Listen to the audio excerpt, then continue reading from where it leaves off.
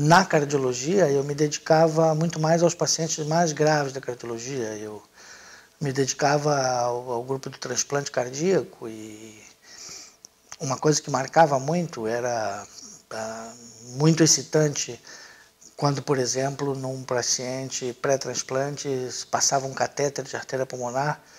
E aquele momento, para mim, era um momento mágico, em que eu podia comprovar que todo o entendimento de fisiologia cardiorrespiratória se concretizava ali na minha frente. E esse sentimento de você poder ver a imediata resposta a uma intervenção, ela é muito peculiar da medicina intensiva.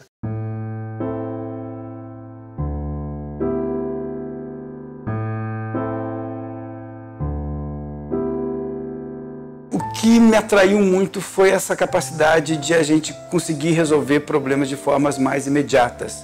A atuação dentro da terapia intensiva, a atuação do fisioterapeuta, e não só dele, mas de todos os profissionais dentro da terapia intensiva, ela exige um raciocínio bastante rápido e decisões rápidas e resultados também que devam ser de forma imediata. E esse meu imediatismo me atraiu muito para a terapia intensiva. Acho que essa é uma característica que acho que é mais ou menos consensual de quem faz medicina intensiva e que gosta dessa situação aguda, em que você rapidamente tem que tomar decisões em prol de uma vítima, em prol de um paciente que está muitas vezes morrendo, e que você vê o resultado das suas ações muito rapidamente. Você sabe que eu acho que essa decisão de ser médico, ela é uma decisão de muito tempo, que eu nem consigo pensar se em algum momento eu tive dúvida quanto a escolher uma outra profissão. Acho que é um sonho desde criança. Mas é curioso que a tua decisão por uma especialidade, ela acaba sofrendo várias influências, e talvez durante a minha formação, eu sou formado na Universidade Federal do Pará, eu tinha professores que eu admirava, que eram cardiologistas, e acho que isso influenciou nessa primeira decisão de ser cardiologista. E eu me formei fazendo 30 anos agora, em 1987, e nessa época a medicina intensiva não era ainda uma especialidade. E naquela época as pessoas vinham de outras especialidades para a medicina intensiva. E assim aconteceu comigo. E eu comecei fazendo plantões e atendendo doentes graves, como hoje ainda muita gente faz, como era a rotina naquela época. E num determinado momento eu acabei escolhendo que eu gostava de fazer aquela atividade de tratar do doente, agudamente doente. Talvez porque ela envolva uma série de procedimentos, talvez porque ela envolva o fato de você cuidar de um doente muito ruim, você ter o prazer dele, rapidamente ele se recuperar. Com esse tipo de doente, a gente tem que tomar a decisão imediata, a gente não pode ir para um livro, ir para um computador e escolher o melhor tratamento, a gente não tem tempo para isso. Então, por isso, eu acabei cada vez mais gostando desse tipo de paciente e me mostrava como era ser médico, né? Que para mim ser médico era aquilo, era ter acesso a um paciente que estava muito grave e que você podia fazer alguma coisa por ele e que ele poderia melhorar e voltar para casa. E a gente sentia uma coisa muito boa quando a gente via isso acontecer. Então foi por isso que eu acabei escolhendo a medicina intensiva. São tantos os casos, são tantas as encrencas que eu já me meti, que eu não poderia dar assim um específico. Se eu tivesse 10 no bolso, seria fácil de tirar uma. Mas eu tinha sacos de coisas que, se puser a mão, cada caso que eu tirar é um caso interessante, é um caso que envolveu trabalho, é um caso que envolveu sofrimento, é um caso que envolveu amor, porque os casos difíceis você acaba se apaixonando pelo caso e quando perde o doente sofre mais. Um problema é como trabalhar sem se envolver. impossível trabalhar sem se envolver. E eu fico muito feliz hoje quando a gente vê um doente que antes ficavam 10 dias, 15 dias em ventilação mecânica e sedados. Hoje esses doentes, rapidamente, a gente acorda esses doentes, e mesmo que fiquem, às vezes, com ventilação mecânica, é uma alegria ver esses doentes andando pelo corredor, com o ventilador, se recuperando. Cada vez mais eu vejo os doentes hoje voltando, depois para poder agradecer a equipe. Há uma ligação cada vez maior hoje com os médicos e com a equipe da UTI, com o doente quando ele recebe alta, né? Então é frequente troca de mensagem, é frequente que eles venham eventualmente para poder tomar um café, para poder trazem um chocolate, alguma coisa para poder agradecer. Essas coisas, na verdade, são parte da natureza humana e que eu acho que as unidades de terapia intensiva, que na época que eu me formei, elas eram unidades muito frias, hoje elas se tornaram unidades cada vez mais acolhedoras. Quando eu comecei a trabalhar em UTI, o paciente entrava ali e era imediatamente afastado da família. E ele só tinha acesso aos familiares, ou os familiares só tinham acesso ao ente querido por alguns minutos, uma ou duas vezes ao dia. E isso é terrível, né? A gente tem que se colocar no lugar dos outros, né? A gente tem que imaginar que a gente pode estar ali um dia.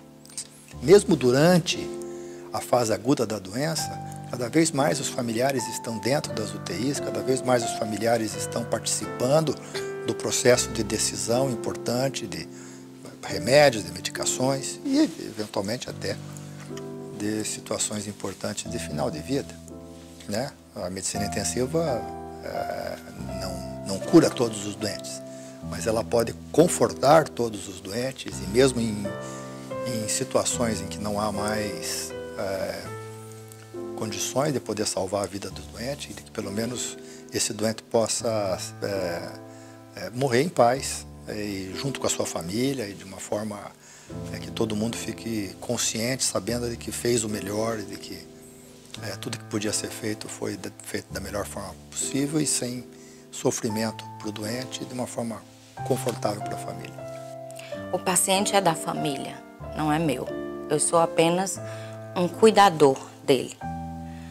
E, portanto, a compreensão disso exige de mim a responsabilidade de envolver a família diretamente nos cuidados e nas decisões referentes ao paciente que está sob meus cuidados.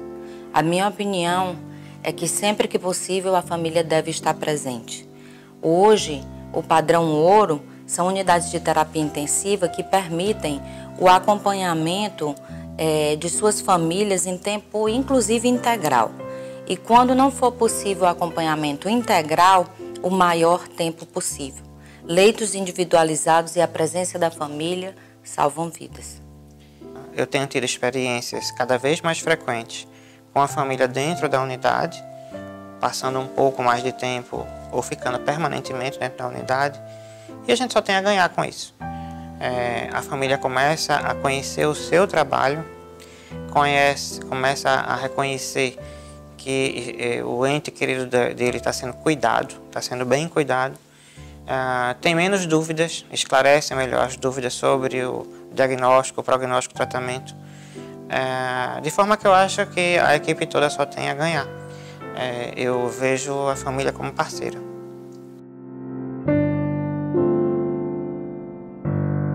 Não há nenhuma dúvida mais de que o cuidado de um doente grave, seja por trauma, seja por infecção, seja por uma doença neurológica grave, seja por uma doença cardíaca grave, ele precisa de múltiplos cuidados para poder influenciar de uma forma positiva a evolução clínica desse doente. Olha, tem uma frase muito célebre de um brasileiro que eu tenho um grande orgulho, né?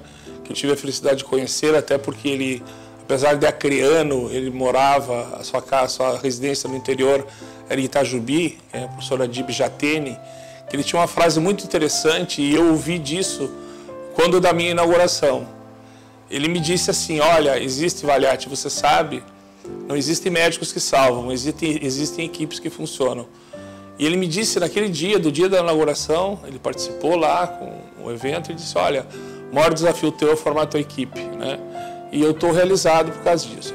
Então, se você só tiver o cardiologista, só tiver o pneumologista, só tiver o médico, ou se você só tiver o enfermeiro, só tiver o fisioterapeuta, não vai dar certo, porque a vida dele, a evolução adequada dele depende de uma corrente cheia de elos, nos quais existem aí múltiplas capacitações, múltiplos profissionais que precisam estar adequadamente treinados, adequadamente capacitados, para que no final das contas, esse doente que frequentemente fica dias, às vezes semanas, às vezes meses, internados na UTI, possa sair com, não só vivo, mas sair com uma boa qualidade de vida. Essa é outra coisa que também me atraiu muito dentro da UTI, o fato de que nós não estamos sós.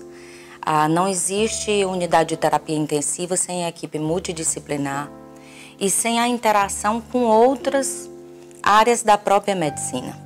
Se ele não souber agregar e integrar cada um desses personagens, cada um desses atores na função que ele precisa exercer, gerando o espaço e a condição de trabalho necessária para que ele possa atuar também em condições de oferecer o melhor resultado, de obter o melhor resultado.